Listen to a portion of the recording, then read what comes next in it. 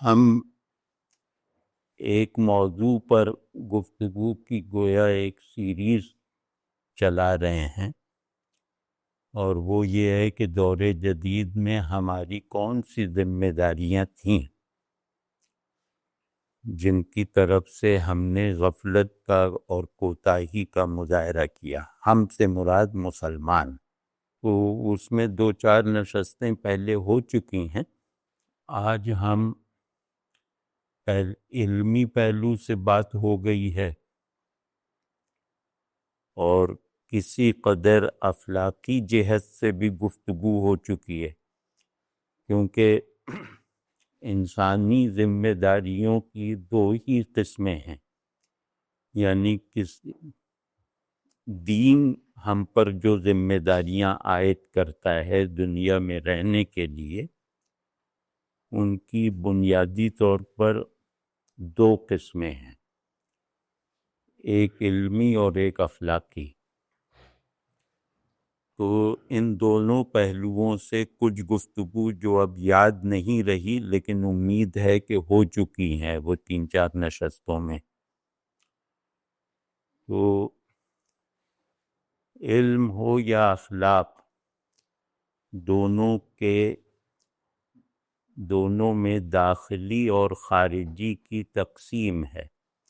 یہ بات یاد رکھنے کی ہے کہ شعور داخل اور خارج کی کیٹیگریز میں ہی عمل کرتا ہے۔ تو یعنی ذہن کے جو تدبر اور تفکر اور تخیل وغیرہ کی جو سرگرمیاں ہیں، وہ آبجیکٹ کو داخل اور خارج 2 پرسپیکٹو سے دیکھتی ہیں، یعنی ان کا شعور کا آبجیکٹ ایک گہرا نہیں ہوتا۔ تو آج ہم بات کریں گے ان اخلاقی کوتاہیوں کی جو ہم سے سرزد ہوئی ہیں داخلی پہلو سے، کیونکہ اخلاق خارجی اسٹرکچرز کا بھی مجموعہ ہے، یعنی باعتبار نتائج، یا نہیں نتیجہ بھی کہنا غلط ہے کیونکہ نتیجہ بھی سبجیکٹو ہو سکتا ہے، یعنی اخلاق میں ایک خارجی اسٹرکچرنگ بھی ہے اور ایک باطنی تشکیل کا مسلسل عمل بھی اخلاق ہے۔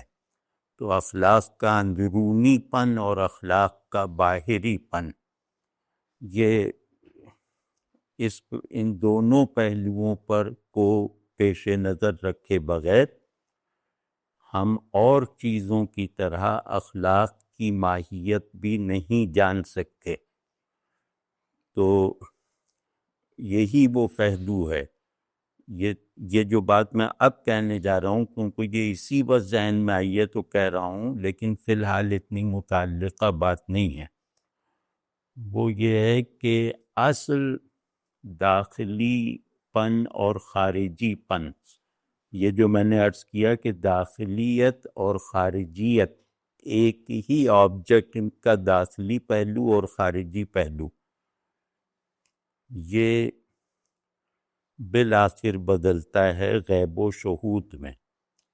جب ہم کہتے ہیں کہ شعور اپنے آبجیکٹ کی داخلیت اور خارجیت دونوں پر عمل کرتا ہے اور دونوں کے درمیان داخلیت کو کل بنا کر ریفرنٹ بنا کر اس کی خارجی اسٹرکچرنگ کے عمل کو اس سے نسبت دیتا ہے، تو اس وقت گویا وہ غیب اور شہود کے تقدیری پولز کے درمیان حرکت کر رہا ہوتا ہے۔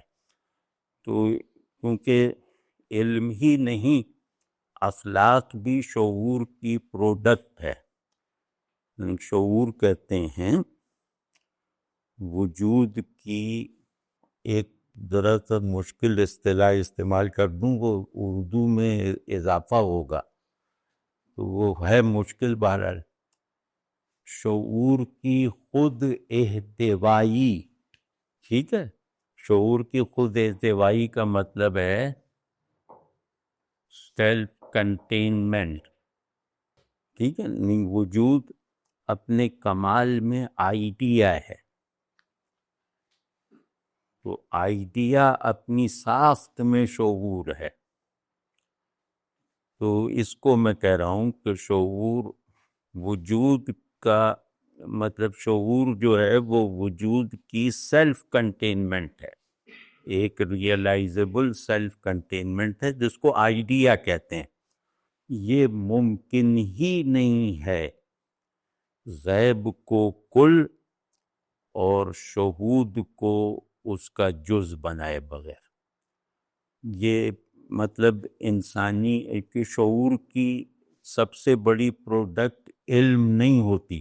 اس تعریف کو اگر ذہن میں رکھیں تو شعور کی سب سے بڑی پروڈکٹ علم نہیں ہے، شعور کی سب سے بڑی پروڈکٹ اخلاق ہوتی ہے. علم ہو یا اخلاق، دونوں اپنے اپنے آئیڈیا یا اپنے مشترک آئیڈیا کی مسلسل ناتمام لیکن پازیٹیو ایکچوئلائزیشن میں رکھتے ہیں. آپ سمجھ گئے نا؟ تو آئیڈیا جو اخلاق اور علم کا کمال جس میں مندرج ہے میرے فہم سے بالاتر ہونے کی حالت میں، لیکن میرے اعتقاد میں حاضر ہونے کے حال میں، تو وہ جو ہے وہ مسلسل ایکچوئلائز ہوتی رہے. تو کیونکہ علم میں آبجیکٹ سبجیکٹ پہ غالب رہے گا تو علم کی تشکیل کا عمل چلتا رہے گا، تو یہ یک طرفہ ہو جاتا. اگر انسان کی تقدیر صرف آبجیکٹ کے غلبے کے حصول تک محدود رہتی تو یہ ایک یک طرفہ چیز ہوتی. اس کو بیلنس کرنے کے لیے سبجیکٹ کو آبجیکٹ پہ غالب رہنے کا ایک متوازی چینل ہونا چاہیے، وہ اخلاق ہے. اخلاق جو ہے وہ سبجیکٹ کو آبجیکٹ پر غالب رکھتا ہے. یہ بیلنس پیدا ہو گیا. سبجیکٹ سمجھتے ہیں، ہم سبجیکٹ کو اس معنی میں استعمال کر رہے ہیں باشعور خودی، شعور رکھنے والی انا، اس کو کہتے ہیں سبجیکٹ.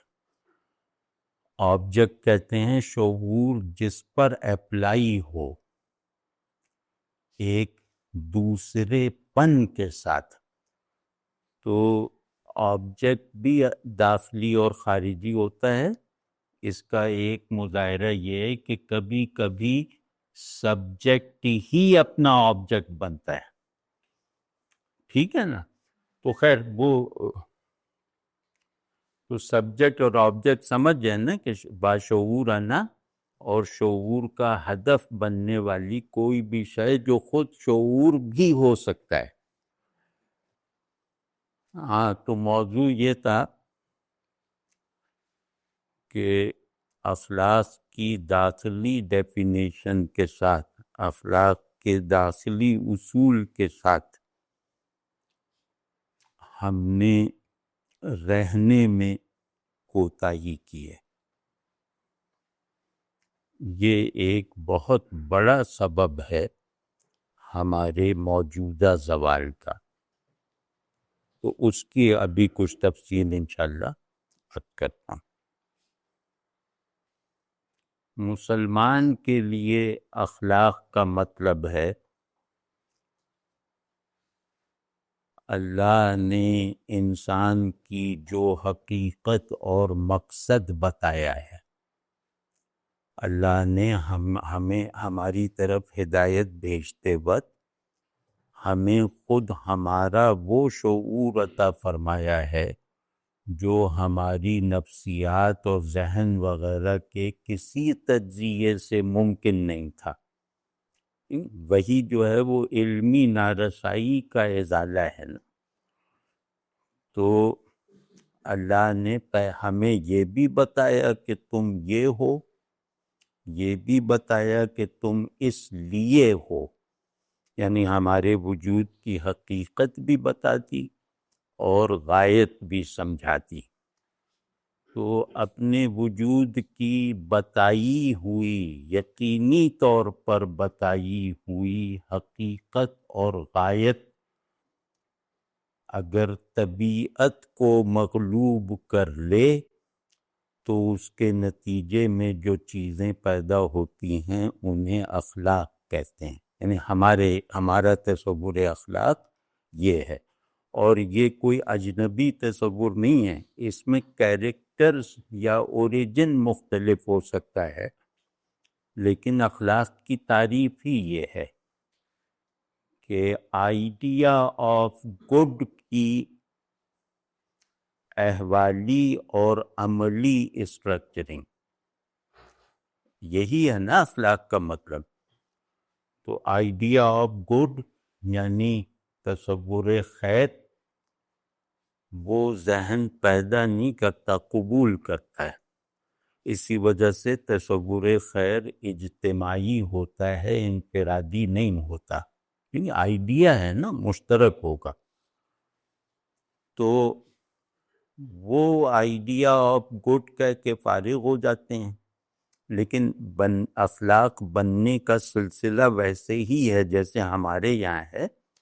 تو ہم آئیڈیا آف گڈ کی سے بھی پہلے کی پوزیشن لیتے ہیں، اور ہم کہتے ہیں کہ اللہ نے جو خیر بتایا ہے، جس فطرت خیر پر ہمیں پیدا فرمایا ہے، اس کے مطابق طبیعت کو اس کے سانچے میں ڈھال لینے کے نتائج کو اخلاق کہتے ہیں.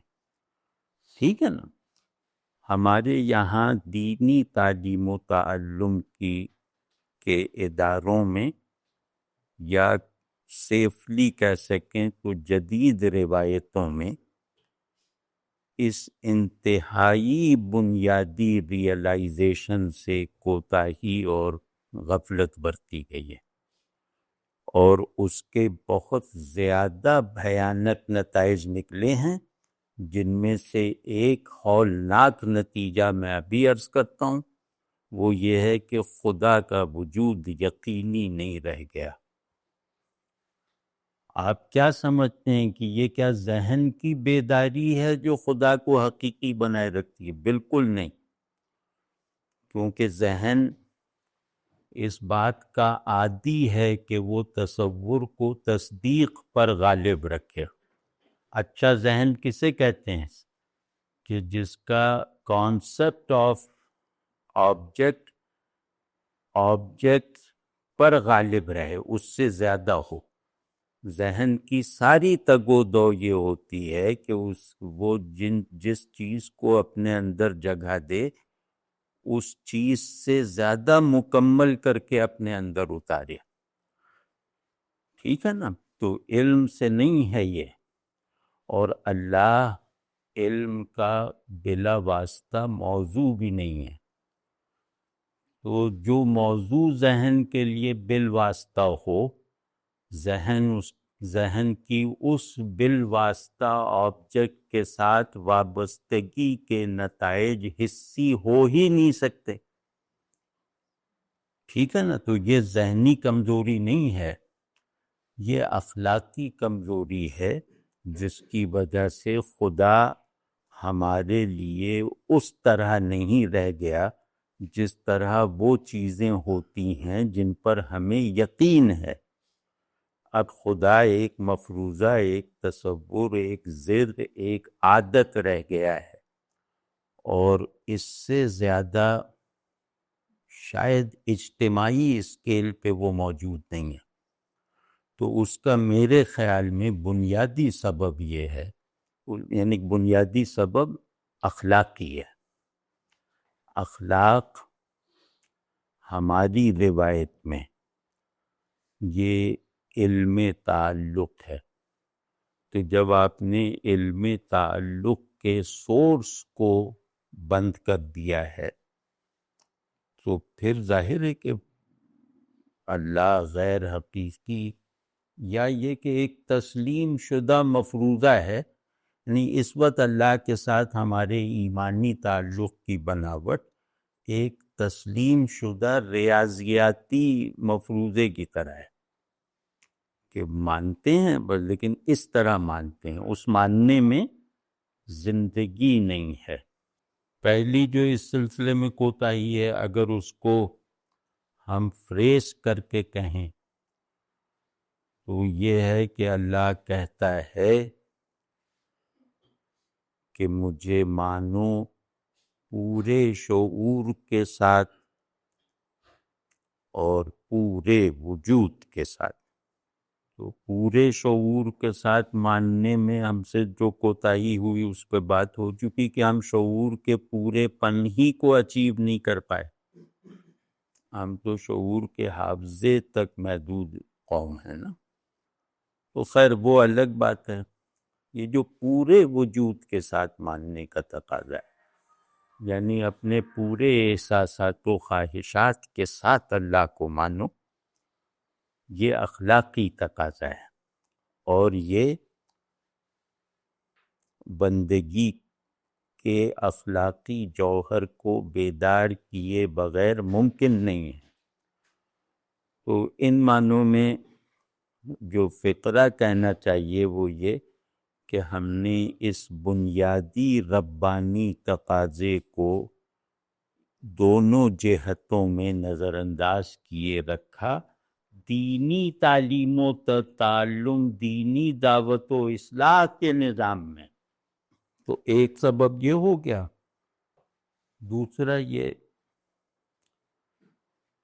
کہ اللہ کی طرف سے بھیجے گئے علم الانسان کو ہم ذہن اور طبیعت کی تبدیل شدہ حالتوں سے غلبے کے ساتھ متعلق رکھنے میں ناکام رہے۔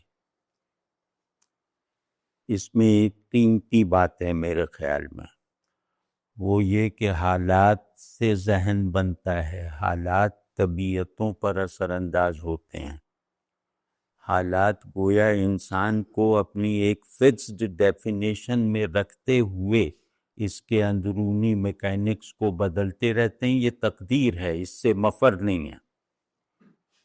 اسالیب فہم بھی بدلتے ہیں، مفہوم ایک ہوگا لیکن یہ کہ اسالیب فہم بدل جائیں گے، مدلول ایک ہوگا لیکن اسالیب استدلال بدل جائیں گے، محبوب ایک ہوگا لیکن اس کی محبوبیت کے انعکاس سے پیدا ہونے والے احساسات بدل جائیں گے۔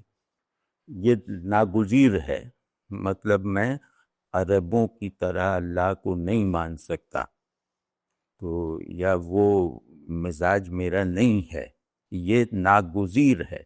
اسی وجہ سے عربیت کوئی معیار نہیں ہے دین کا، نہ فہم میں، نہ عمل میں، نہ ذوق میں، یا کوئی بھی معاشرتی کنڈیشنز میں گھری ہوئی کوئی بھی روایت اس دین کے لیے معیار نہیں ہے، مطلب اس دین کے لیے شرط نہیں ہے۔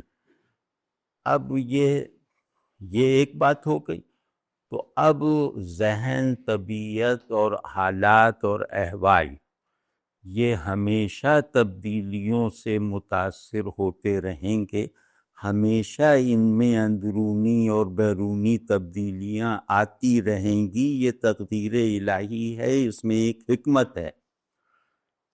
تو ان تبدیلیوں میں دین کو ثابت قدم رکھنا، دین کی مطلقیت کو بحال رکھنا، یہ امت کی بنیادی ترین ذمہ داری تھی۔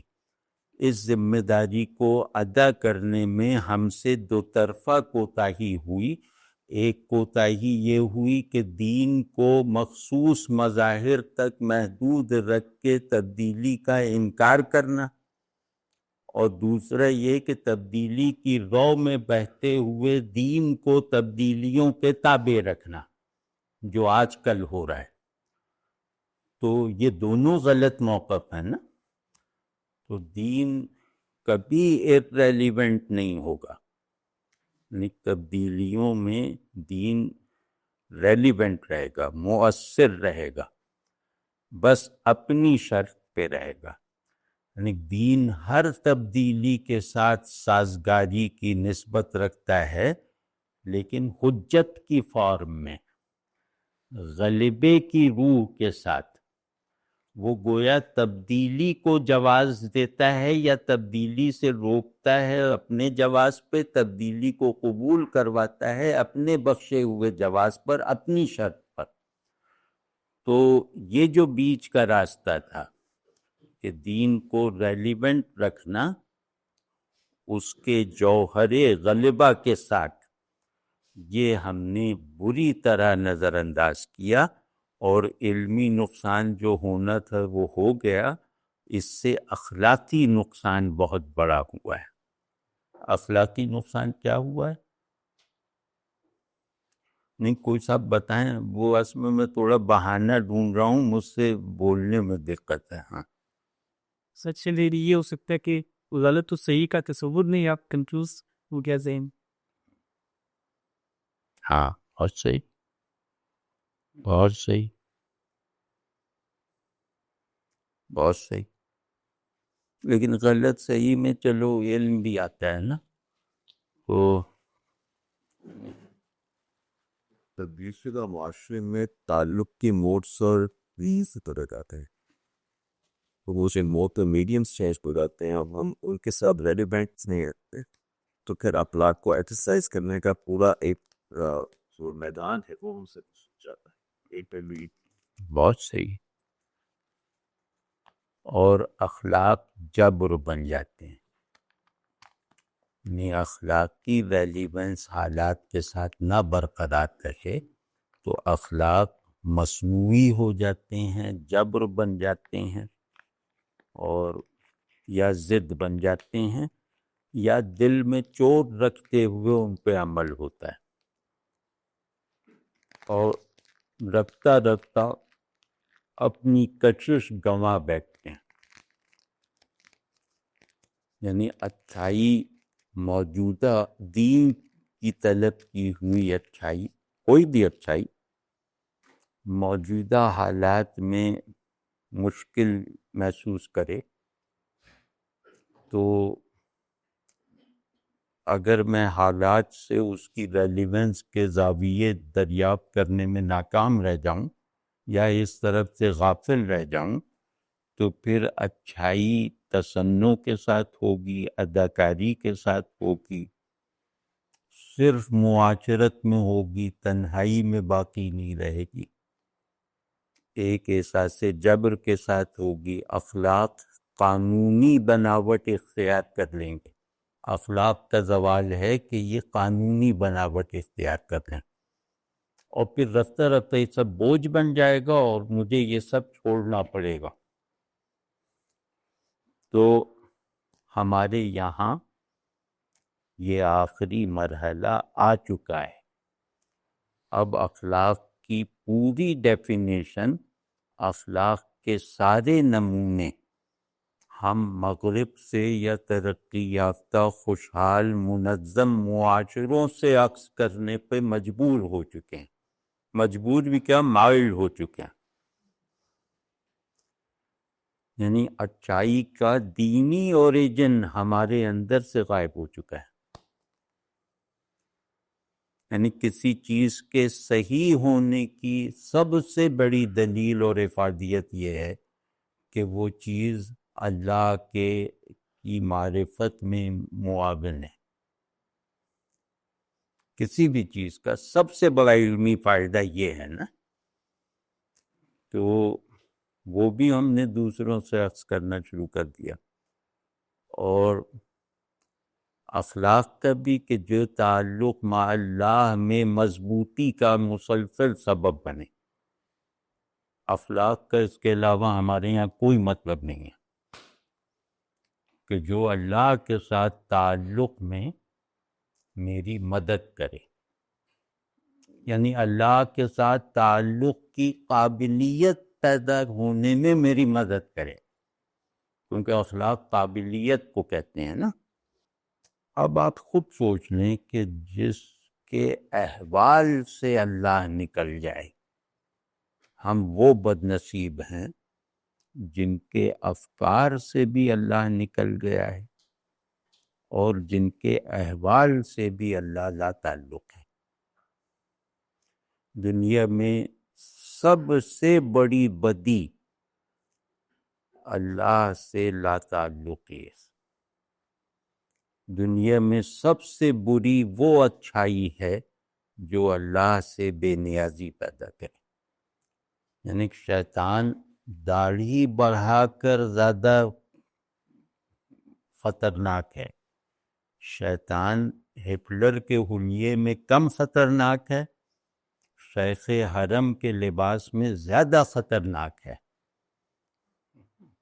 تو اب آپ نے شعور کیا ہے اس کا بھی پورا جواب باہر سے دیا، وجود کیا ہے، اس کے احوال کیا ہیں، ان میں بھی نمونہ ان تہذیبوں کو بنایا جو خدا سے بے نیاز رہنے پر اصرار کرتی ہیں۔ تو یہ بہت خوفناک صورتحال ہے۔ اس میں بنیادی بات یہ ہے، اللہ تاریخ میں زندہ نہیں ہے تو وہ حقیقی اللہ نہیں ہے۔ جس اللہ کے ساتھ تعلق کو میں نے تاریخ میں زندہ نہیں رکھا وہ اللہ مفروض ہے۔